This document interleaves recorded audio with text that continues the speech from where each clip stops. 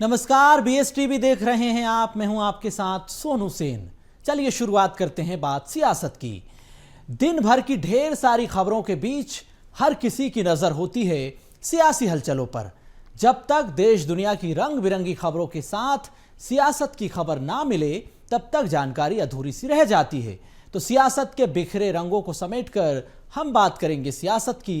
कभी बयानों से उपजी आफत की, तो कभी जनता को सरकार से मिलने वाली राहत की भी बात होगी। सवालों की, जवाबों की, छिपी सियासी हर हरकत की हम बात करेंगे। हर उस सियासत की चाहत की बात होगी। आज बात सियासत की में। मोदी सरकार आए दिन विकास के नए कीर्तिमान स्थापित कर रही है। मोदी सरकार ने मध्य प्रदेश और राजस्थान को बड़ी सौगात दी है। प्रधानमंत्री ने पार्वती चंबल और कालीसिंध लिंक परियोजना की सौगात दी। योजना का भूमि पूजन कर दिया। अब मध्य प्रदेश और राजस्थान के लोगों को इससे काफी फायदा होगा। इसके साथ ही खेतों की सिंचाई होगी, पेयजल की पर्याप्त उपलब्धता रहेगी। इसी पर यह खास रिपोर्ट देखिए। मोदी सरकार का नदी जोड़ो अभियान, पार्वती चंबल और कालीसिंध समझौता, सिंचाई परियोजना की दी सौगात। 72,000 करोड़ रुपए की परियोजना। परियोजना से बढ़ेंगे रोजगार के अवसर, किसानों को होगा काफी फायदा। डबल इंजन ने दी विकास को रफ्तार। मोदी सरकार ने मध्य प्रदेश, राजस्थान को बड़ी सौगात दी है। प्रधानमंत्री ने पार्वती चंबल और कालीसिंध लिंक परियोजना की सौगात दी। साथ ही योजना का भूमि पूजन भी किया। प्रधानमंत्री नरेंद्र मोदी के नेतृत्व में पार्वती चंबल और कालीसिंध नदी जोड़ो अभियान सफल हुआ है। मध्य प्रदेश और राजस्थान को 72,000 करोड़ रुपए की अद्भुत परियोजना की बड़ी सौगात मिली। इससे मध्य प्रदेश के 13 जिलों में न केवल पीने के पानी की बल्कि सभी प्रकार की सिंचाई व्यवस्था की पर्याप्त उपलब्धता होगी। ध्यान दीजिए तो बीते 20 साल से समझौता टलता आ रहा था। इस परियोजना से श्योपुर, भिंड, मुरैना, शिवपुरी, गुना, अशोकनगर सहित आगर, इंदौर, धार, उज्जैन, शाजापुर, राजगढ़ समेत कई जिलों में पानी मिलेगा। इसके साथ ही मध्य प्रदेश में पानी और सिंचाई की पर्याप्त व्यवस्था रहेगी। मुख्यमंत्री डॉक्टर मोहन यादव और राजस्थान के सीएम भजनलाल ने कहा कि मध्य प्रदेश और राजस्थान के लिए ये ऐतिहासिक दिन है। उन्होंने कहा कि मध्य प्रदेश और राजस्थान सरकार मिलकर काम कर रही है, आगे भी काम करती रहेगी। इस योजना को आगे बढ़ाया जा रहा है। मध्य प्रदेश भी भाग्यशाली है। केन बेतवा नदी के माध्यम से उत्तर प्रदेश की भी ऐसी बड़ी परियोजना का आशीर्वाद माननीय प्रधानमंत्री जी हमको इसी महीने मध्य प्रदेश को भी देने वाले हैं। मैं आपका पुनः वंदन करता, अभिनंदन करता हूं। और ये जो संचालन करता ने एक शब्द यूज किया है, बहुत अच्छा शब्द है, युग द्रष्टा, युग स्रष्टा। मैं उतनी बड़ी बात तो नहीं कह रहा हूं, लेकिन सच में पानी के बिना जल ही जीवन है। बगैर जल के पीने के पानी की, सिंचाई की ये जो हमारी सौगात मिलती है, वाकई ये नया इतिहास लिखती है। आज के समय में इतनी बड़ी सौगात के साथ मैं पुनः प्रधानमंत्री जी का और माननीय मुख्यमंत्री जी के सफल 1 साल के विविध कार्यों के संचालन का, दोनों का बधाई देते हुए मेरी बात समाप्त करता हूं। निश्चित रूप से भारत विकसित बनेगा, राजस्थान विकसित बनेगा। इस साल में हमने युवा, किसान, महिलाओं, गरीब विशेष रूप से ध्यान देने हेतु अनेक महत्वपूर्ण कल्याणकारी कार्य हमने किए हैं। लगभग 43,000 युवाओं को पिछले 1 वर्ष में सरकारी नौकरी दी गई है। लगभग 1,29,000 सरकारी नौकरियों के लिए प्रक्रिया तेजी से आगे बढ़ रही है तथा लगभग 27,000 भर्तियों की प्रक्रिया शुरू की जा रही है। वहीं प्रधानमंत्री नरेंद्र मोदी ने भी जल संरक्षण पर जोर दिया। उन्होंने कहा कि इस परियोजना से रोजगार के अवसर बढ़ेंगे, साथ ही किसानों को फायदा होगा। भाजपा की डबल इंजन की सरकार तेजी से विकास कार्य कर रही है। 45-50 हजार करोड़ रुपए से अधिक के प्रोजेक्ट का लोकार्पण और शिलान्यास हुआ है। ये प्रोजेक्ट राजस्थान में पानी की चुनौती का स्थायी समाधान करेंगे। ये प्रोजेक्ट राजस्थान को देश के सबसे कनेक्टेड राज्यों में से एक बनाएंगे। इससे राजस्थान में निवेश को बल मिलेगा, रोजगार के अनगिनत अवसर बनेंगे, राजस्थान के टूरिज्म को, यहां के किसानों को, मेरे नौजवान साथियों को इससे बहुत फायदा होगा। साथियों, आज भाजपा की डबल इंजन की सरकारें सुशासन का प्रतीक बन रही है। वहीं परियोजना से प्रदेश के 3217 ग्रामों को लाभ मिलेगा। मालवा और चंबल क्षेत्र में 6,13,520 हेक्टेयर में सिंचाई होगी। इसके अलावा 40 लाख की आबादी को पेयजल उपलब्ध होगा। पार्वती का सिंध चंबल लिंक परियोजना की अनुमानित लागत 72,000 करोड़ रुपए है, जिसमें मध्य प्रदेश 35,000 करोड़ और राजस्थान 37,000 करोड़ रुपए व्यय करेगा, यानी कि खर्च करेगा। केंद्र की इस योजना में कुल लागत का 90% केंद्रांश और 10% राज्यांश रहेगा। वहीं परियोजना की कुल जल भराव क्षमता 1908.83 घन मीटर होगी। साथ ही 172 मिलियन घन मीटर जल पेयजल और उद्योगों के लिए आरक्षित रहेगा। कुल मिलाकर ये योजना किसानों के साथ ही आम लोगों के लिए भी लाभकारी साबित होगी। इसके अलावा उद्योगों को भी फायदा होगा। Bureau report BSTV। छत्तीसगढ़ में धान खरीदी को लेकर सियासी घमासान मचा हुआ है। आए दिन धान खरीदी केंद्रों पर अव्यवस्थाओं की खबरें सामने आती रहती है। ऐसे में किसान परेशान हो रहे हैं, उधर सियासत भी बेचैन हो रही है। कांग्रेस लगातार धान खरीदी को लेकर सरकार पर सवाल उठा रही है, सरकार को कटघरे में खड़ा कर रही है। तो एक तरफ किसान परेशान है, कांग्रेस लगातार सवाल उठा रही है, दूसरी तरफ सरकार धान खरीदी की उपलब्धता बता रही है। 1 साल के भीतर सरकार ने जो काम किए हैं उसे गिना रही है। इसी पर एक खास रिपोर्ट देखिए।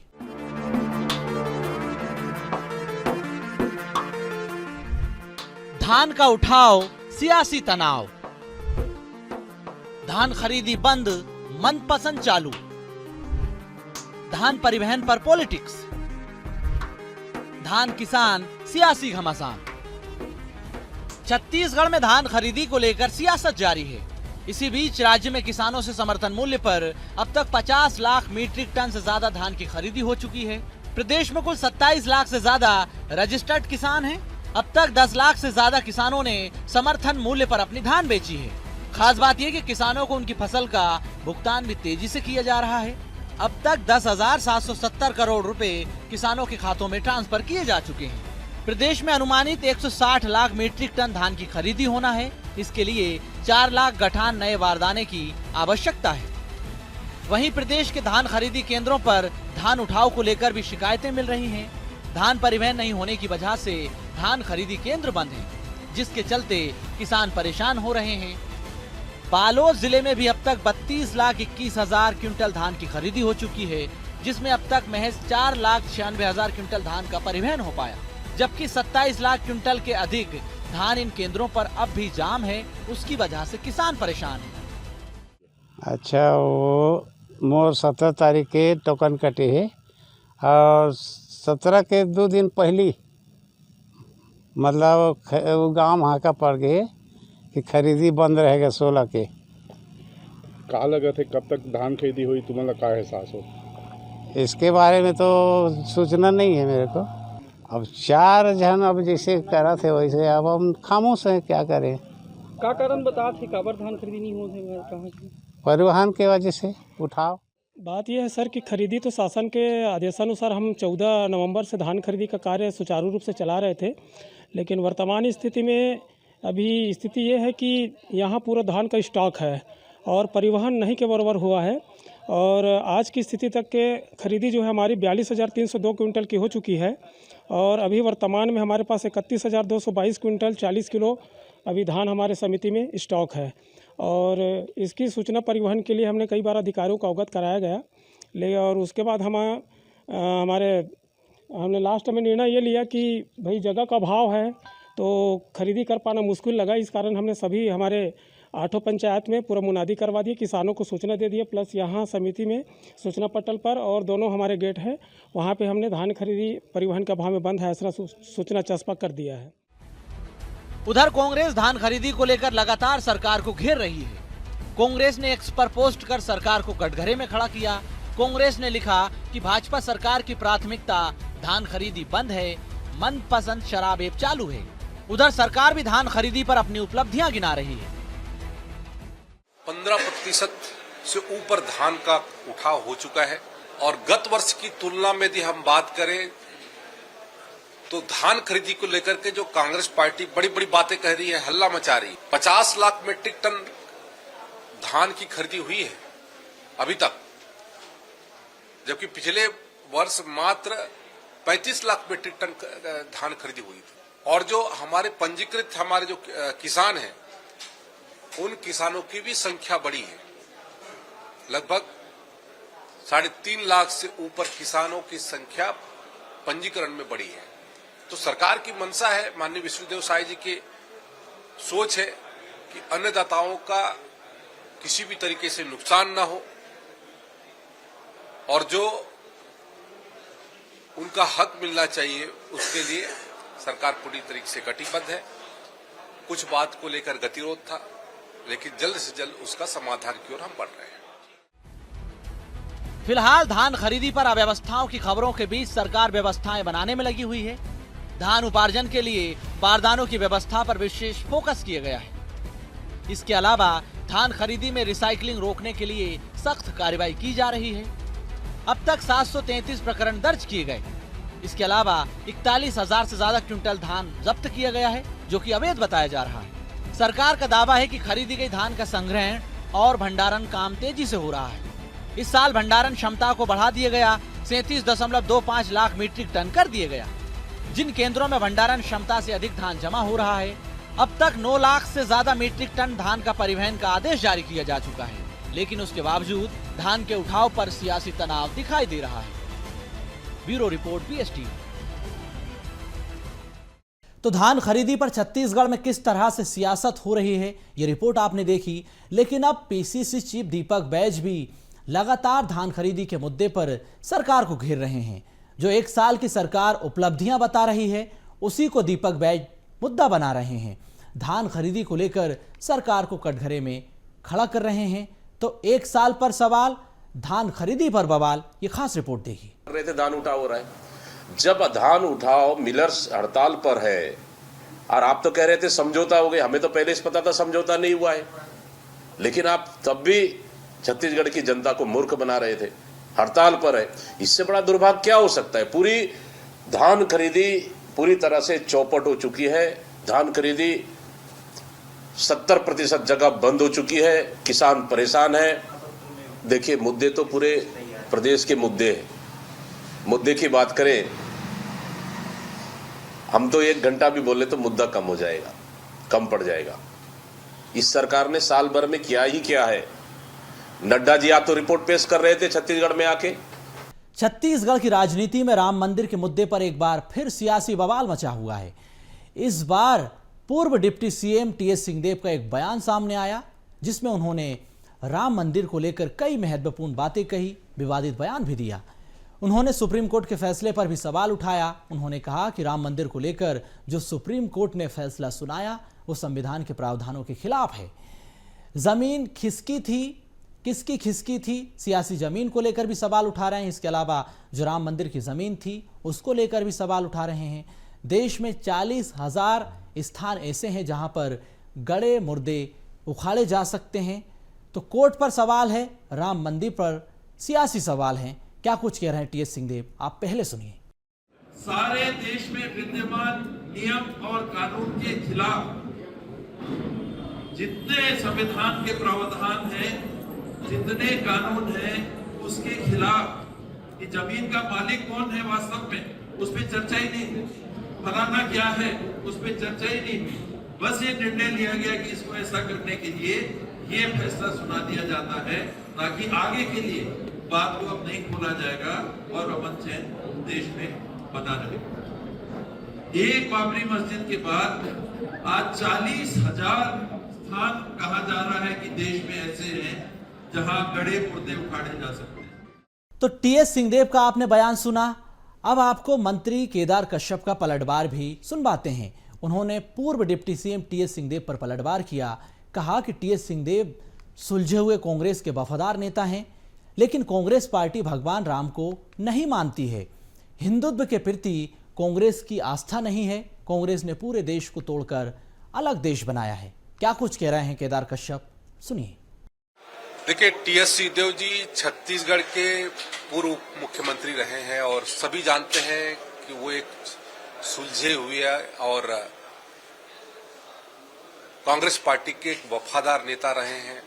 भगवान राम को नहीं मानने का जो पूरे कांग्रेस पार्टी में अंदरूनी जो भीतर की बात है वो उनके मुंह तक आई है, या फिर हमारे भगवान श्री राम के प्रति नहीं है, जिन्होंने पूरे देश को तोड़ करके एक अलग देश बनाया, ये उस मानसिकता को उजागर करता है। तो धान खरीदी को लेकर के जो कांग्रेस पार्टी बड़ी बड़ी बातें कह रही है, हल्ला मचा रही है, और जो हमारे पंजीकृत हमारे जो किसान हैं उन किसानों की भी संख्या बड़ी है। लगभग 3.5 लाख से ऊपर किसानों की संख्या पंजीकरण में बढ़ी है। तो सरकार की मंशा है, माननीय विष्णुदेव साय जी की सोच है कि अन्नदाताओं का किसी भी तरीके से नुकसान ना हो। यहां रुकेंगे एक ब्रेक के लिए। आप देखते रहिए BSTV।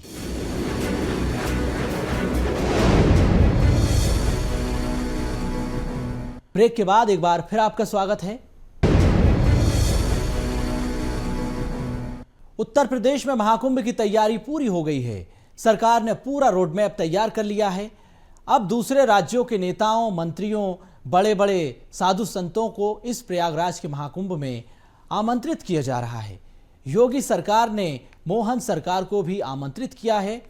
इस बार खास बात यह कि ये डिजिटल महाकुंभ इतना खास रहेगा, हर चीज इसमें डिजिटलाइज रहेगी। कुंभ को भव्य और दिव्य बनाने के लिए सरकार भरपूर आधुनिक तकनीक का इस्तेमाल कर रही है। खास रिपोर्ट देखिए। महाकुंभ प्रदेश को न्योता। इस बार डिजिटल रहेगा महाकुंभ। कुंभ में भरपूर तकनीक का इस्तेमाल। 45 करोड़ लोगों के पहुंचने की संभावना।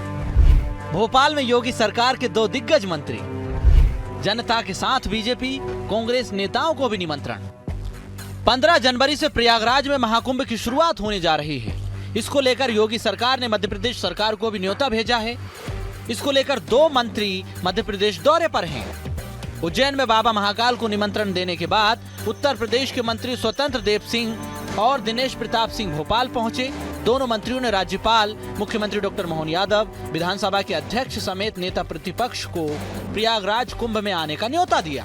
मंत्री स्वतंत्र देव सिंह ने बताया कि कुंभ 2025 में करीब 45 करोड़ श्रद्धालुओं के आने की संभावना है। इस आयोजन को देखते हुए कुंभ में आने वाले हर व्यक्ति की हेड काउंटिंग करने की व्यवस्था की जाएगी। उत्तर प्रदेश सरकार ने कुंभ क्षेत्र को लेकर एक अलग जिला बनाकर अधिकारियों की तैनाती की है। एट्रीब्यूट तकनीक में एट्रीब्यूट सर्च कैमरों से ट्रैकिंग की व्यवस्था। तीर्थ यात्रियों को दिए जाएंगे RFID wrist band. RFID reader wrist band से हर श्रद्धालुओं की रियल टाइम ट्रैकिंग होगी। मोबाइल ऐप बेस्ड ट्रैकिंग से भी हर तीर्थ यात्री की लोकेशन होगी ट्रेस। मंत्री स्वतंत्र देव सिंह ने कहा कि इसे स्वस्थ महाकुंभ के दृष्टिकोण से तैयार किया जा रहा है, जिसमें आने वाले तीर्थ यात्रियों, साधु संतों, कल्पवासियों और पर्यटकों के लिए व्यवस्था के इंतजाम किए गए हैं। मैं और सरकार पूरी गारंटी देता है कि इस बार आयोजित हो रहा महाकुंभ पिछले कुंभ से भी अधिक दिव्य एवं भव्य होगा। प्रयागराज महाकुंभ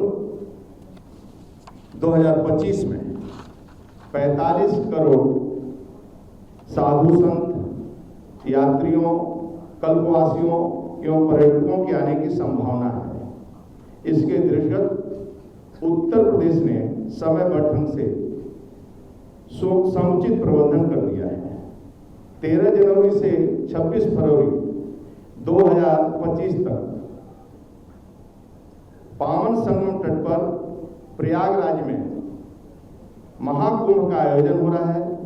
यूनेस्को द्वारा विश्व मानवता की अमूर्त सांस्कृतिक धरोहर महाकुंभ 12 वर्ष के अंतराल पर एक बार फिर प्रयाग की पुण्य धरा पर आयोजित हो रहा है। यह स्वच्छ, स्वस्थ, सुरक्षित एवं हरित महाकुंभ है। इसके साथ ही पर्यटकों के स्वास्थ्य की देखभाल की भी व्यवस्था है। विशेषज्ञ चिकित्सकों को बड़े पैमाने पर तैनात किया गया है। परेड ग्राउंड में 100 बेड का अस्पताल बनाया गया। यही नहीं, अस्पतालों में पुरुष, महिला और बच्चा वार्ड अलग अलग तैयार किए गए हैं। योगी सरकार दिव्य, भव्य और डिजिटल महाकुंभ के लिए प्रतिबद्ध है। महाकुंभ की वेबसाइट, ऐप 11 भाषाओं में AI चैटबॉट सहित अत्याधुनिक व्यवस्थाएं की गई हैं। फुल टेक्नोलॉजी सॉफ्टवेयर, सभी स्थलों का गूगल मैप पर डेटा तैयार किया गया। पार्किंग स्थल की निगरानी इंटीग्रेटेड कंट्रोल कमांड सेंटर की व्यवस्था की गई है। 12 किलोमीटर में फैले सभी 44 घाटों पर हेलीकॉप्टर से पुष्प वर्षा की जा सकेगी। मैं अपने मीडिया के साथियों जो मध्य प्रदेश में हैं, उनको भी आदर सहित आमंत्रित करता हूं और आपके माध्यम से मध्य प्रदेश के जन जन को आमंत्रित करता हूं। इस कार्यक्रम में हम सब ने महाराजाधिराज भगवान भोलेनाथ महाकालेश्वर को सर्वप्रथम आमंत्रित किया और उत्तर प्रदेश सरकार को आशीर्वाद दें। महाकुंभ में आए विराजें, ऐसी अपेक्षा भगवान भोलेनाथ से की। तदुपरांत माननीय विधानसभा अध्यक्ष श्री नरेंद्र तोमर जी, संगठन महामंत्री श्री हितानंद जी, इस राज्य के पूर्व मुख्यमंत्री और वर्तमान में भारत सरकार में कृषि मंत्री आदरणीय शिवराज सिंह चौहान, इन सबको हम लोग आमंत्रित कर चुके हैं। मुंबई की मरीन ड्राइव की तर्ज पर गंगा किनारे लगभग 15 किलोमीटर से ज्यादा के क्षेत्र में संगम से नाग बासुकी मंदिर तक, सूरदास से छतनाग तक, इसके अलावा करजन ब्रिज के समीप से महावीरपुरी तक रिवर फ्रंट का निर्माण कराया गया है। इसके अलावा इंटीग्रेटेड कंट्रोल कमांड सेंटर को भी अपग्रेड किया गया। इससे भीड़ प्रबंधन में सहायता मिलेगी। सीसीटीवी कैमरों को देखने के लिए सेंटर स्थापित किए गए हैं। BSTV के लिए मनोज राठौर की रिपोर्ट। केंद्रीय गृह मंत्री अमित शाह ने छत्तीसगढ़ को नक्सल मुक्त बनाने का संकल्प लिया है। मार्च 2026 तक छत्तीसगढ़ की धरती से नक्सलवाद को खत्म करने का टारगेट सेट कर लिया। इसी को लेकर केंद्रीय गृह मंत्री अमित शाह सुरक्षा बल के जवानों का हौसला बढ़ा रहे हैं। ग्रामीणों से मुलाकात कर रहे हैं, नेताओं से मुलाकात कर रहे हैं, सीधा संवाद कर रहे हैं। इसी पर यह रिपोर्ट देखिए।